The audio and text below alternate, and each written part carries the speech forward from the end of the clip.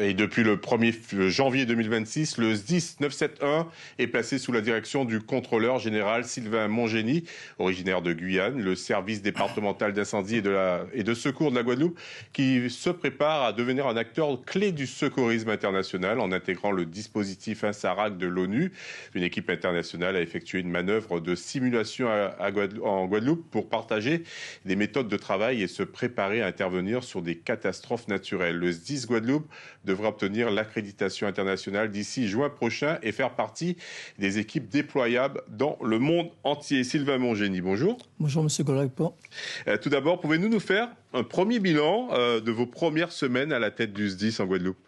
Alors les premières semaines, bien sûr, c'est les rencontres avec les autorités afin d'avoir ma feuille de route, mais aussi le personnel, et aussi, bien sûr, rédiger un rapport d'étonnement qui n'a rien finalement, d'étonnant, puisque depuis février 2025, nous avons un rapport du ministère de l'Intérieur, puisque tous les 5 ans, les SDIS sont inspectés et qui précise la situation de notre établissement public.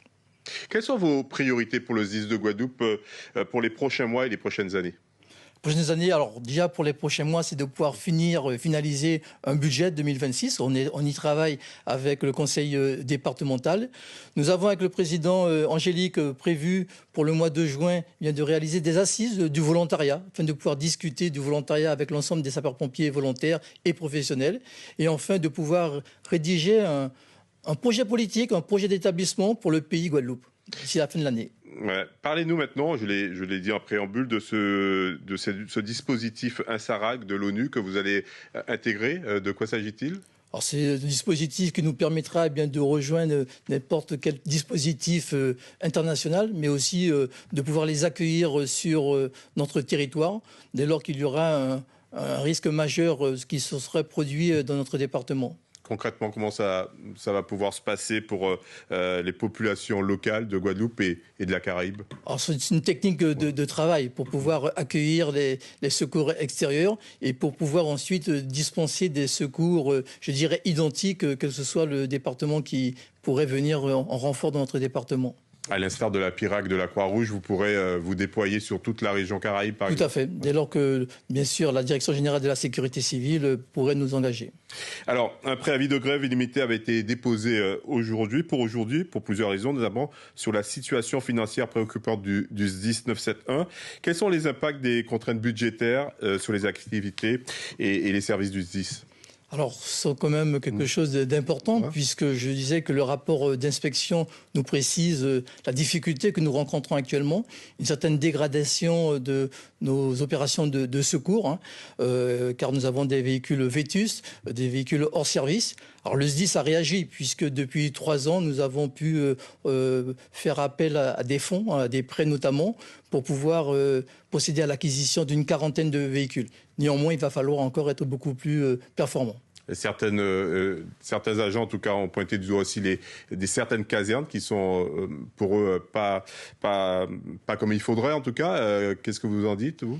Alors nous avons un bilan, un projet pluriannuel immobilier qui a été rédigé, qu'on va ces prochains jours discuter également avec le conseil départemental.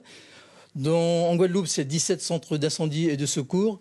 Et nous avons 11 centres qui mériteraient d'être démolis et reconstruits, puisque ce sont des centres vétustes, mais surtout dangereux, puisqu'ils ne sont pas aux normes parasismiques, quoi. Alors finalement, le président du conseil départemental, Guy Losbar, a rencontré les représentants syndicaux du SDIS pour discuter de la gouvernance et de la situation budgétaire et des perspectives d'évolution de l'établissement, ce qui fait que le préavis de grève n'a pas été appliqué. À votre niveau, quelles sont les mesures concrètes que vous pourriez mettre en place pour améliorer les conditions de travail des sapeurs-pompiers et garantir leur sécurité, en tout cas renouer le dialogue avec eux, avec les partenaires sociaux? Alors je pense que c'est essentiellement sur la finalisation de notre budget 2026, puisque, comme on vous l'a précisé, il y a des mesures qui ont été prises ultérieurement et qui nécessitent maintenant un financement. Donc il faut pouvoir discuter avec le conseil départemental. Le président du conseil départemental, Guy Losbar, l'a précisé. C'est une méthode, pouvoir travailler sur les 15 années à venir, mais qu'il sera vraiment aux côtés des sapeurs-pompiers et de l'institution pour pouvoir permettre véritable secours dans notre département. Il vous a donné des garanties pour les prochaines années? Ils ont signé avec, bien sûr, les représentants du personnel, un protocole qui semble aller dans ce sens. Merci beaucoup, contrôleur général Sylvain Mongély. Merci d'avoir répondu à notre invitation. C'est moi qui vous remercie. Créons-nous à présent, nous car arrêter à